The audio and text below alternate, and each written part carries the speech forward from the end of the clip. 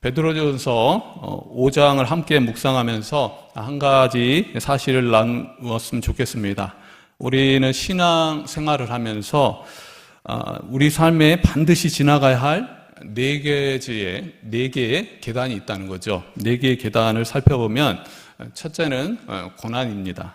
그리고 둘째는 겸손입니다. 그리고 셋째는 순종입니다. 그리고 넷째는 은혜라는 거죠. 이 네 계단은 하나님이 우리를 빚어가시는 거룩한 완전한 과정이 된다는 거죠. 누구나 이 과정을 거치게 된다는 거예요. 이 말씀을 읽으면서 어떤 구절이 마음에 와 닿으십니까? 먼저 겸손하라. 말씀이 찔리는 분이 계실 수 있어요. 가슴에 파고드는 분이 있을 수 있습니다. 그리고 염려를 다 주께 맡기라.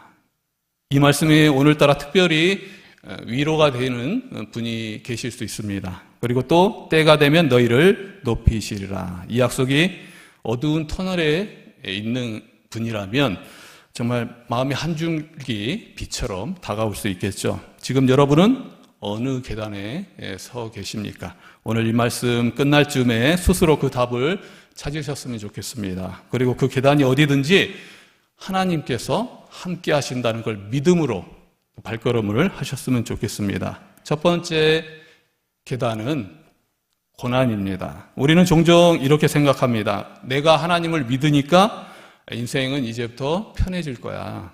그러니까 교회에 다니면 복을 받아서 모든 문제들이 해결이 되겠지. 근데 막상 신앙생활을 하다 보면 예상치 못한 일들을 많이 겪게 됩니다. 먼저 건강에 문제가 생기기도 하고 또 직장에서 어려움이 닥치기도 하죠. 보통 세상의 사람들과 비슷한 삶을 살아가게 된다는 거예요.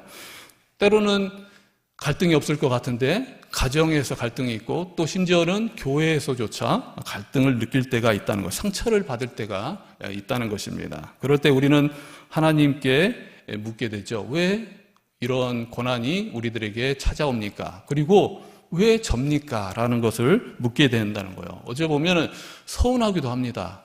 억울하기도 하고 또 정말 이해가 되지 않을 때가 있다는 거예요. 다윗도 마찬가지였습니다. 다윗도 믿음을 가지고 있었고 또 그러한 삶을 살았지만 이해할 수 없는 고난을 당했습니다. 그리고 그것에 대해서 가만히 있지 않고 서운함을 비치기도 했어요. 울기도 하고 마음이 많이 흔들리기도 했습니다. 시편에 보면은 그 많은 흔적들이 있다는 거예요. 근데 그것은 믿음이 없어서라기보다도 사람이라면 당연한 반응이라고 할 수 있다는 거죠. 하나님도 그것을 알고 계시는 분이라고 생각합니다.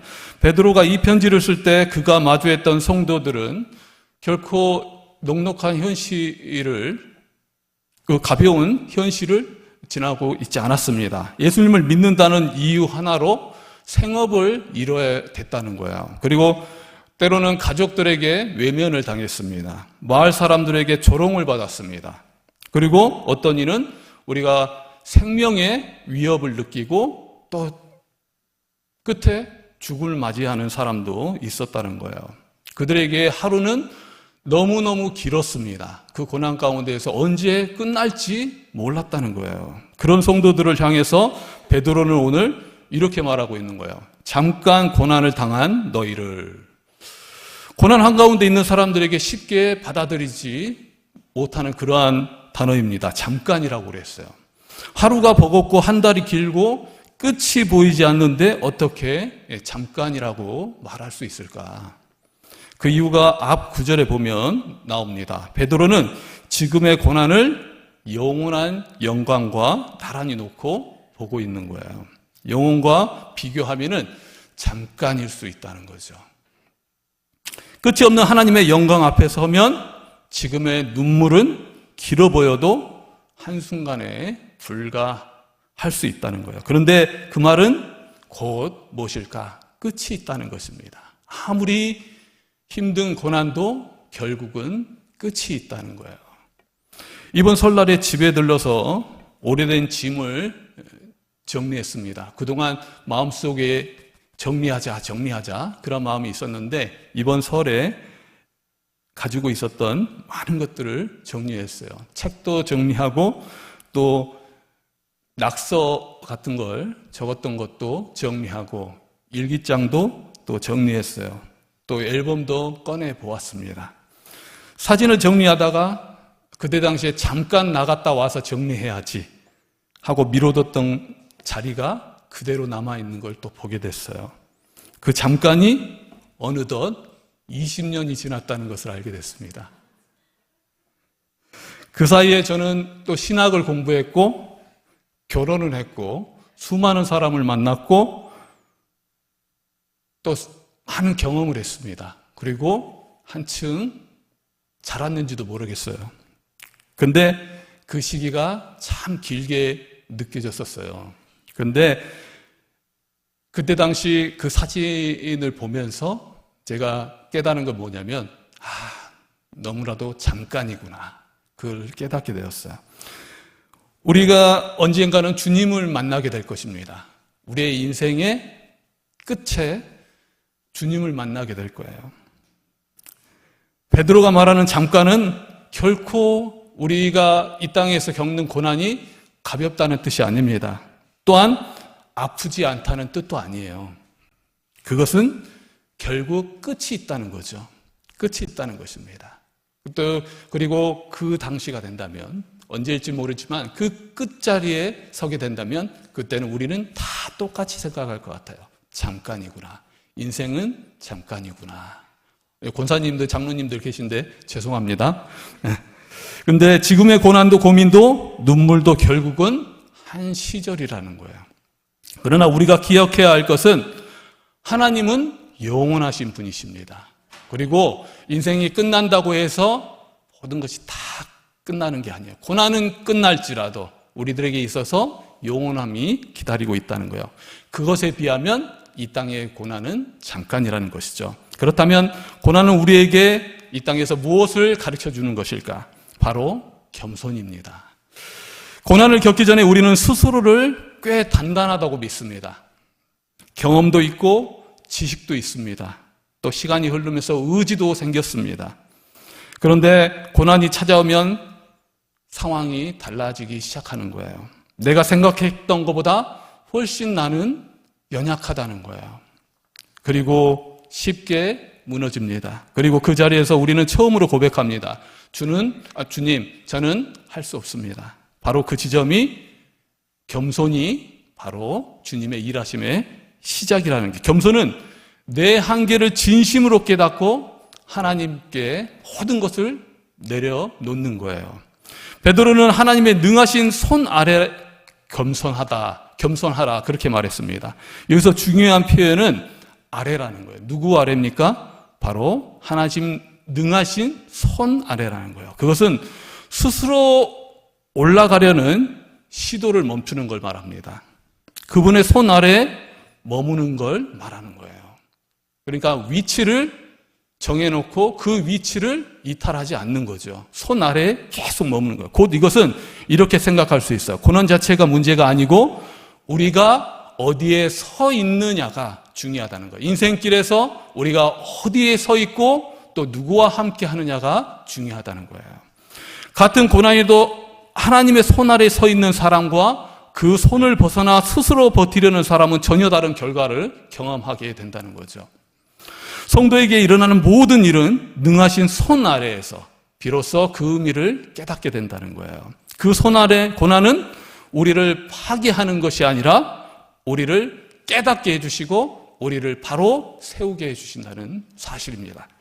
베드로는 예수님이 잡히시던 밤에 자신만만했습니다. 주님, 다른 사람들은 다 주님을 버릴지라도 저는 절대 버리지 않겠습니다. 그는 자기 충성심을 믿었습니다. 그리고 자기 용기를 믿었고 그리고 주님을 향한 사랑을 믿었습니다. 그런데 그가 무너지는 데는 오래 걸리지 않았죠. 베드로는 예수님을 저주했습니다. 나는 그 사람을 알지 못한다 말했습니다. 결국 닭이 울고 나서 자기 자신을 바라보면서 통곡하고 말았죠. 그때 베드로는 자기 한계를 알게 되었을 것입니다. 나는 내가 생각했던 것보다 강하지 않구나. 내 힘으로는 주님을 따를 수 없구나. 사랑하는 성도 여러분, 그런데 이러한 마음, 겸손은 패배가 아니라는 거예요. 하나님은 우리가 스스로 강하다고 버틸 때 기다리십니다. 그리고 우리가 결국 주님, 저는 할 수 없습니다. 그렇게 하나님 앞에 항복할 때 비로소 움직이기 시작하신다는 거예요. 우리가 무너지는 그 순간이 하나님께서 바로 기다리는 순간이라는 거죠. 겸손은 자연스럽게 순종으로 연결됩니다. 세 번째는 순종이라는 거예요. 고난을 통해서 내 한계를 깨닫고 하나님 앞에 낮아진 우리가 다음으로 해야 되는 것은 바로 맡기는 것입니다. 그런데 염려를 맡긴다는 것, 오늘 본문의 말씀에 보면 염려를 맡긴다는 것은 문제를 없애달라, 그러한 요청이 아닙니다. 내가 가지고 있었던 그러한 내 인생의 통제권을, 내 통치를 하나님께 모두 맡긴다는 뜻이에요. 그 결과를 하나님께 모두 맡긴다는 뜻입니다. 내 인생의 주인이 내가 아니라 하나님이 되도록 그렇게 모두를 맡긴다는 거예요. 어쩌면 당장 눈에 보이는 것은 아무것도 바뀌지 않을 수 있습니다. 상황은 여전히 어려울 수 있어요. 그러나 내 마음은 달라졌다는 거죠. 문제는 여전히 복잡하고 앞날은 여전히 불확실할 수 있습니다. 그러나 하나님께 맡기는 순간 우리 안에서는 변화가 시작되기 시작한다는 거예요. 왜냐하면 주인이 바뀌셨기 때문이죠. 내 인생의 주인이 바뀌셨기 때문이에요. 순종은 이해가 끝난 뒤에 하는 선택이 아닙니다. 결과가 이렇게 되겠지 하고 선택하는 게 아니에요. 아브라함이 독자 이삭을 번제로 바쳤듯이 모든 것을 이해할 수 없었지만, 하나님의 뜻이 무엇인지 이해할 수 없었지만 그렇게 하나님께 모든 것을 맡기는 그러한 발걸음이라는 거예요. 순종은 결과를 확인하고 나서 하는 것이 아닙니다. 보장이 있어서 하는 것이 아니라는 거예요. 하나님, 제가 할 수 있는 건 아무것도 없지만 그래도 순종하겠습니다. 하나님, 상황은 그대로인 것 같지만 그래도 맡기겠습니다. 이게 분명한 순종이라는 거죠. 이 고백이 하나님이 기뻐하시는 믿음이라는 거예요. 보이는 것이 아니라 하나님을 신뢰하는 믿음입니다. 지금 여러분 앞에 해결되지 않는 그러한 문제들이 있습니까? 기도해도 그대로이고 애써도 달라지지 않는 것처럼 보입니까? 오늘 그 모든 것들을 맡기시기 바랍니다. 결과는 하나님께 두십시오. 바뀐 건 아니지만 순종해 보겠다, 그러한 결단이 있으시기 바랍니다. 이 고백이 여러분의 입술에서 나오기를 바랍니다. 그 고백 위에 하나님께서는 분명히 일하실 것을 믿습니다. 고난을 지나고 또 한 계단 올라서 겸손을 배우고 또 순종을 결단했습니다. 그 다음은 무엇이겠습니까? 그것은 기다림이라면 하나님의 때를 기다리는 거예요. 베드로는 분명히 말하고 있습니다. 때가 되면 너희를 높이시리라. 그리고 덧붙이고 있죠. 친히 온전하게 하시며 굳건하게 하시며 강하게 하시며 털을 견고하게 하시리라. 여기는 흔들림 없는 확신이 있습니다. 베드로에게는 그러한 확신이 있었다는 거예요. 막연하게 언젠가가 아닙니다. 하나님께서는 정해진 때에 정확히 그 일을 벌이실 것이다. 마침내 우리는 깨닫게 된다는 거죠. 하나님은 그동안 그 고난이 있는 동안에도 나를 한 번도 버리신 적이 없었구나. 하나님은 모든 것을 계획하고 계셨구나. 하나님의 때가 가장 완벽한 때이구나. 이것이 바로 하나님이 주시는 엄청난 은혜를 경험하는 순간이라는 거예요. 10절의 말씀은 다 같이 한번 봤으면 좋겠습니다. 10절의 말씀 다 같이 한번 읽어보겠습니다. 친히 온전하게 하시며 굳건하게 하시며 강하게 하시며 털을 견고하게 하시리라. 비로소 우리는 이렇게 세워지기 시작하는 거예요. 온전하게 하시며 굳건하게 하시며 강하게 하시며 털을 견고하게 하시리라. 이 네 단어는 건축 용어입니다. 바로 이렇게 우리가 세워지게 된다는 거예요. 고난을 당한 성도들은 하나님은 그 건축물을 세우시고 계시다는 거예요. 온전하게 하신다는 뜻은 찢어진 구물을 수선하는 것을 말합니다. 믿음의 균열이 있다면 그것을 바로잡는 거예요. 온전하게 하시리라. 그리고 굳건하게 하신다는 것은 아무리 비바람이 불어도 흔들리지 않는 믿음을 우리들에게 허락하시는 것입니다. 단단히 고정시켜 주시는 거예요. 그 믿음을 고정시켜 주시는 거예요. 그리고 강하게 하신다는 것입니다. 지치고 약해진 성도들에게 다시 일어설 수 있는 힘과 능력을 허락하여 주신다는 거예요. 그 힘을 공급해 주신다는 거죠. 그리고 터를 견고하게 하신다는 것은 고난 이후에 이전보다 더 깊은 기초로 튼튼한 믿음으로 세워주신다는 거예요. 그러한 견고한 믿음이 있다면, 견고한 기초가 있다면 아무리 높이 올라간다 할지라도 그 건물은 튼튼할 것입니다. 그 기초를 쌓아주신다는 것입니다. 우리가 잘 아는 비유가 있습니다. 금은 불을 통과해야 순수해지는 거죠. 칼은 불에 담그고 두들려져야 합니다. 다이아몬드는 엄청난 압력을 받아야 합니다. 그래야 다이아몬드가 생기는 거예요. 우리도 마찬가지입니다. 고난이라는 불을 통과하고 겸손이라는 망치에 두들겨져야 됩니다. 순종이라는 압력을 견딜 수 있어야 하는 거야. 우리는 하나님이 사용하시는 귀한 그릇이 비로소 될 수 있다는 것입니다. 그곳에 하나님께서는 은혜를 부어주시는 거예요. 구멍난 항아리에는 아무리 물을 부은다 할지라도 새고 말 것입니다. 좋으신 하나님은 우리들에게 은혜를 허락하시기 위해서 그러한 귀한 그릇으로 우리를 빚고 계시는 거예요. 구멍이 없는 그릇으로 만들고 계시다는 거예요. 견고한 터 위에 세워지는 건물로 짓고 계시다는 거예요. 그 위에 은혜를 부어주시기 위함이라는 거죠. 하나님은 우리의 믿음을 견고하게 세우십니다. 흔들리지 않도록, 무너지지 않도록, 높아져도 버틸 수 있도록 기초를 높이 놓으시는 거예요. 이 과정이 바로 믿음으로 나아가는 신앙인의 네 번째 단계라는 거예요.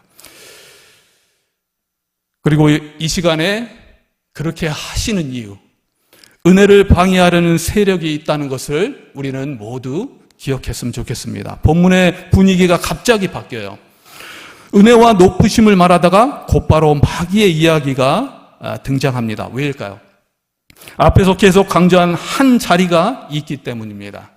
하나님의 손 아래에 있는 자리, 그 자리가 은혜의 자리라는 거예요. 그러나 마귀의 세력은, 마귀의 전략은 그 자리로부터 이탈하도록 만든다는 거죠. 그를 위해서 하나님께서는 더욱더 견고한 믿음으로 우리를 세워주시는 거예요. 어떤 상황에서도 그 은혜를 벗어나지 못하게 하기 위하심이라는 거예요. 우리는 그 자리에서 이탈시키기 위해서 마귀는 온갖 노력을 한다는 거죠. 겸손의 자리에서 교만으로, 맡김의 자리에서 염려로, 그리고 순종의 자리에서 자기 의지로 밀어내기 위해 노력하고 있다는 거예요. 그리고 교만을 부추겨서 기초 없이, 정말 기초 없이 높아진 자리까지 올라갈 수 있도록 한다는 거예요. 그렇게 올라갑니다. 그러다가 결국은 최고 높은 자리에 올라갔을 때 어떻게 되겠습니까? 떨치는 거예요. 그게 바로 마귀의 전략이라는 거예요. 세상의 방식은 그러한 것입니다. 그러나 하나님은 다르다는 거죠. 그 끝에서 마귀는 모든 것을 잃게 합니다. 주는 것 같지만 모든 것을 잃게 하지만 하나님께서는 우리를 견고하게 먼저 세우시는 거예요. 고난을 통해서 튼튼한 기초를 쌓게 하고 또 축복을 담을 수 있는 그릇을 빚어가십니다. 그때는 힘들지만 겸손한 가운데 우리는 알게 된다는 거예요. 비로소 하나님의 손 아래 견실한 믿음이 되었을 때 부어주시게 된다는 것입니다. 하나님의 손 아래에 서 있는 사람은 이미 가장 안전한 자리에서 하나님의 축복과 은혜를 누리면서 나아갈 수 있게 된다는 거예요. 그게 바로 고난의 의미입니다. 베드로가 말하는 대적하라, 공격하라는 뜻은 베드로에게 무기로 싸워라, 그런 뜻이 아닙니다. 바로 그 자리를 지키라는 거죠. 물러서지 말라는 것입니다. 하나님의 손 아래 그대로 이탈하지 말라는 거예요. 자리의 싸움이라는 거예요. 세상은 끊임없이 속삭입니다. 그 자리에서 내려와라. 조금만 타협해라. 그러나 유혹에 밀려 그 자리를 떠나지 않는 것, 그것이 바로 이 하나님의 기초를 함께 한다는 거예요. 두려움에 굴복하지 않는 것입니다. 주님이 가신 길에서 벗어나지 않는 거예요. 때로는 십자가의 길이 화려하지 않을 수 있습니다. 세상에 보기에는 정말 매력적인 그러한 모습처럼 보이지 않을 수 있어요. 그러나 그것이야말로 진정한 영생의 길이고 또한 하나님의 축복의 길이라는 거예요. 그를 위해서 하나님께서는 이렇게 4가지 계단을 통해서, 4개의 계단을 통해서 우리의 길을 인도하고 계시다는 것입니다. 우리의 가는 길은 쉬운 길이 아닌 것 같아요. 세상이 말하는 것처럼 돈을 많이 벌고 빨리 성공하고 인정하는 자리라면 얼마나 좋겠습니까? 왜 나는 이렇게 돌아가야 하는지, 왜 내 뜻은 빈번히 막히는지 이해하지 못할 때가 있어요. 그러나 하나님께서는 그 과정을 통해서 분명히 우리들에게 알게 해주실 것을 믿습니다. 우리가 믿음이 차게 되었을 때 분명히 그것을 알게 될 것이라고 믿어요. 그러나 믿음으로 순종하면 한 걸음씩 걷다 보면 어느 순간에 우리들은 알게 된다는 거죠. 이번 설에 예전 시간을 많이 떠올려 봤습니다. 오늘 제 얘기를 좀 하게 되는데요. 신학대학원 3년 내내 저는 참 많이 울었습니다. 신학대학원 들어가기 전에 저는 참 세상적으로 성공하고 싶은 그러한 욕심들이 많았습니다. 그리고 무언가 이루고 싶었어요. 그런데 하나님은 번번이 그 길을 막는 것처럼 보였습니다. 그때는 참 서러웠어요. 왜 내 뜻을 꺾으시는지 이해할 수 없었습니다. 그런데 나중에 시간이 지나서 돌아보고 나서 제가 알게 됐다는 거죠. 내가 붙들었던 소원이 얼마나 위험한 것이었던지, 그리고 내 욕망이 얼마나 미숙한 것이었던지, 하나님이 아니셨다면 내가 어디로 어떻게 되었을지 정말 예측할 수 없을 정도로 그러한 방황의 시기를 지나고 있었던 저를 발견하게 됐다는 거죠. 대학원생 때 그래서 많이 울었습니다. 과거를 생각하면서 맨 처음에는 성공하지 못하고 이 길로 신학대학원은 들어선 것에 대해서 억울한 마음이 있었어요. 서운한 마음이 있었습니다. 하나님께 원망하는 마음도 있었어요. 그렇게 시작했습니다. 좀 하다가 이 길이 아니면 그만둬도 되겠지. 그런데 하나님께서 저에게 보여주시는 거예요. 내가 가지고 있었던 욕망들이 얼마나 무가치한 것인지, 그리고 그게 얼마나 위험한 것이었는지, 그리고 지금, 그리고 이때까지 하나님께서 얼마나 나를 지켜주시고 그 길을 막으셨는지 너무나도 내 자신이 분별 없는 것에 대해서 많이 미웠습니다. 그리고 내 죄성이 부끄러워서 많이 울었어요. 그리고 신학교 졸업할 때쯤에 너무 감사함 때문에 울었습니다. 3년 내내 울게 됐다는 거예요. 이번 설에 제가 보았던 것이 그런 거였어요. 며칠 전에 아내에게도 말했습니다. 당연한 고백이지만 우리 하나님은 정말 좋으신 분이시다. 예수님은 우리를 사랑하셔서 우리를 구원하셨고 지금도 함께 계심을 믿습니다. 순간순간 우리가 잘못된 길로 들어섰을 때 또 바로잡아 주시고, 그게 그때는 잘 모르는 것 같아요. 근데 시간이 지나고 나면 하나님께서 그렇게 나를 지켜주셨구나. 그리고 너무나도 감사한 것은 이렇게 주님의 일을 하고 있다는 거예요. 우리가 가는 길은 결코 쉽지 않지만 주님은 살아계시고 우리랑 함께 하심을 믿습니다. 막히는 길에서도 눈물의 시간 속에서도 주님은 우리를 지켜주시고 계시다는 거예요. 그 사실 앞에서 우리는 결국 무릎 꿇고 또 하나님 앞에 항복하게 된다는 거죠. 오늘 말씀을 전하는 베드로는 어떤 길을 걸었을까요?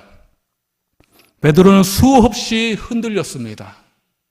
같은 인간이라면 느끼는 그러한 것처럼 물 위에서 빠졌습니다.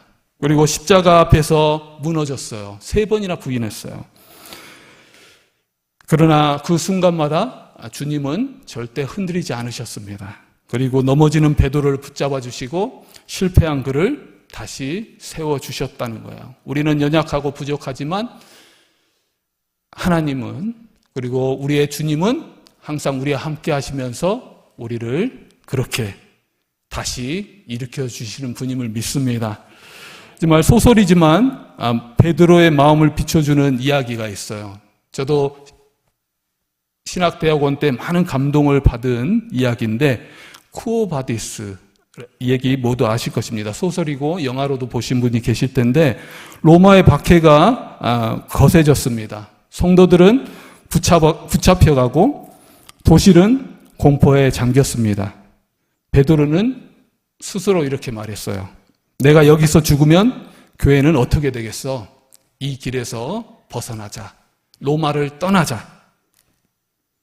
그 말은 책임처럼 들리지만 그 안에는 두려움도 있었습니다. 그래서 로마를 도망치려고 했죠. 그래서 그는 로마를 떠납니다. 그런데 그 길 맞은편에서 십자가를 지고 오는 주님을 만나게 된 거예요. 그리고 주님에게 묻습니다. 쿠오바데이스 도미네, 주여 어디로 가시나이까? 주님은 대답하십니다. 내 백성을 위해서 다시 십자가에 못 박히러 로마로 간다. 그 순간 베드로는 알았다는 거예요. 자기는 그 많은 실수를 했고 넘어졌지만 그 가운데에서 예수님은 그를 버티게 해주셨는데 자리를 떠나는 것이 해결이 아니구나. 고난이 있더라.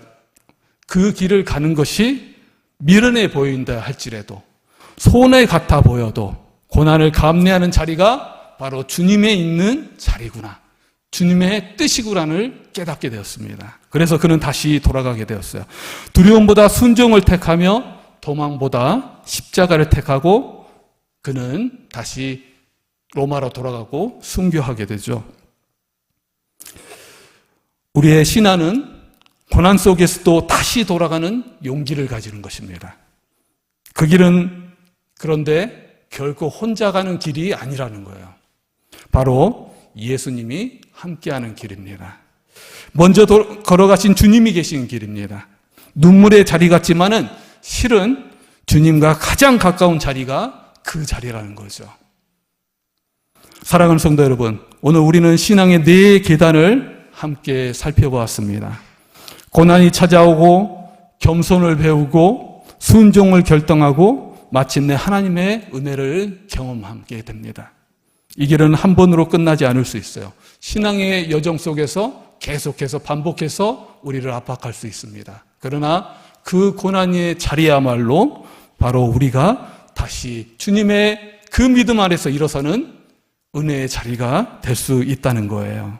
여러분, 우리가 혼자 이 길을 걷는다고 생각하면 결코 걸어갈 수 없는 길일 것입니다.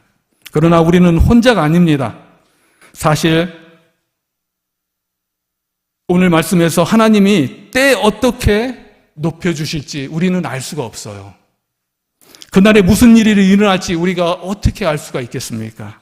우리 주님을 생각하면 돈을 많이 벌게 해준다든가 높은 주의를 얻는 식은 아닐 것이라고 생각합니다.